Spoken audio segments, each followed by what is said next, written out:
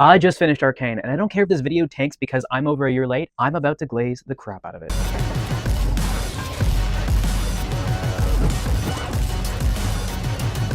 In an era plagued by AI slop, meat sacks just like you and me forged Arcane with blood, sweat, and $250 million. With a box of scraps! Yes, the budget is eye-watering, but Arcane is nonetheless a prime example of human creativity. You could say Fortiche redefined what animation could be, that they created a piece of fantasy so significant, it'll be remembered along the likes of Lord of the Rings. Everything about Arcane is tailor-made to deliver an experience unlike anything else, but I want to highlight three qualities: story, visuals, and sound. The seed of Arcane sprouted from a desire to tell the story of sisters Vi and Jinx, two League of Legends champions with an in-game rivalry. She's such a loser, always ready to cry. But of course the show evolved to be much bigger than just them. There's also Piltover and Zaun, their goals and conflicts as richly layered as an English trifle. Absolutely gorgeous. Above in Piltover, we've characters like Jace, Caitlyn, Mel, and Victor, who are all living complicated lives of privilege that hinge on the personal pursuit of politics, technology, and the like. Contrasting this is the underbelly of Zaun, a cutthroat world of survival and rampant crime. Great fantasy writing establishes an orchestra of tension, playing out across setting, characters, and factions alike, something Arcane's writers crafted in spades. But what makes Arcane so special is how these desires and motivations change, mirroring how real-life humans shift with the world around them. Vi and Powder start from a point of relation. As they break apart and Powder becomes Jinx, the sisters transition into a state of conflict. And being as dynamic as Arcane is, the story takes us full circle once again to a point when the two sisters are fighting back to back. You can't save him! And because Arcane's characters are so well crafted, the arcs just aren't reserved for its core duo. We've got all these lovely moments of contrasting relationship and tension. Jace and Victor, and how each of their views about magic change as they discover and refine hex tech. Silco and Vander, who start as friends only to become rivals over their very different visions for what Zaun should be. Jinx might become a Joker-like maniac, but Vi isn't exactly a paragon of selflessness. Each sister is capable of both chaos and order, evil and good, and all the shades in between. Arcane's characters are in thematic conversation with one another, each of them possessing traits which could be considered good and bad. It wouldn't be an Arcane video essay, though, without talking about the sheer visual artistry behind the show's production. Each frame of Arcane is cinematic. Every aspect of the visual storytelling here has been customized to either dazzle the audience or serve the story, from how the camera's positioned to how colors appear on screen. Computer-animated 3D models never looked so good, and the painter-like detailing gives characters a handcrafted feel. The animation itself adds a richness here. I promise I'll never forget this.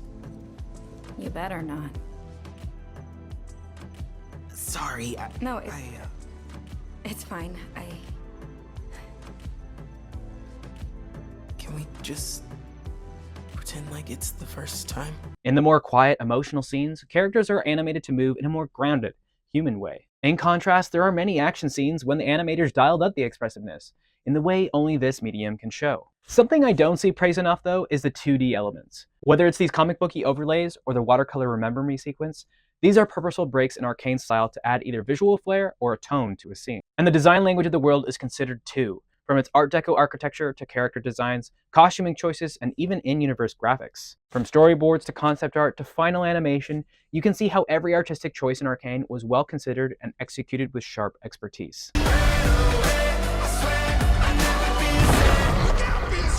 Music and performance play a gigantic part in Arcane's epic story as well. Enemy is a song that immediately puts me in the character's state of mind, evoking the feeling of having my back up against the wall and charging me up to go out swinging. But of course, that's just the intro song. Arcane isn't just a show with a signature tune, it's 2 albums of amazing music. Dynasties and Dystopia, Heavy is the Crown, Ma Meilleure Ennemie. Each of these songs isn't only great in their own right, but they serve the moments in which they are played, underlining the emotional or epic impact of a scene. But of course, music isn't the only thing we hear. Arcane's voice actors had a monumental task of bringing these characters to life. Power. Real power doesn't come to those who are born strongest, or fastest, or smartest. No, it comes to those who will do anything to achieve it. Jason Spissak's sleek voice gives Silco a gritty mob boss feel, but with some pain in his past. Kevin Alejandro as Jace gives us an idealistic man pushed to desperation. Ella Purnell gives us the Joker-like Jinx who starts as an agent of chaos only to become the voice of an oppressed people.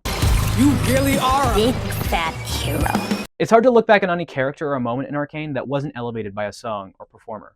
You ever wish you could just stay in one moment? Sometimes taking a leap forward means leaving a few things behind. Now there is too much about Arcane to gush over. This is the longest video script I've ever written, and even then I'm missing so many things I loved. So let me shout out a few others real quick. I really appreciate characters' visual transformations, like when Vi dyes her hair black, or Jinx and how she goes from short hair to long braids and then a mix of both. Just like music, these little aesthetic choices really help underscore the show's moments. Pretend Like It's the First Time is one of my favorite episodes, especially the relationship between Jinx and Echo, and of course their awesome dance scene. Mais ma meilleure ennemie, c'est toi. Fuis-moi. Le pire, c'est toi et moi. I love how the beginning of each episode is a vinyl album with Jinx and Vi being spun up. Except of course the aforementioned episode. I love the visual language of the magic.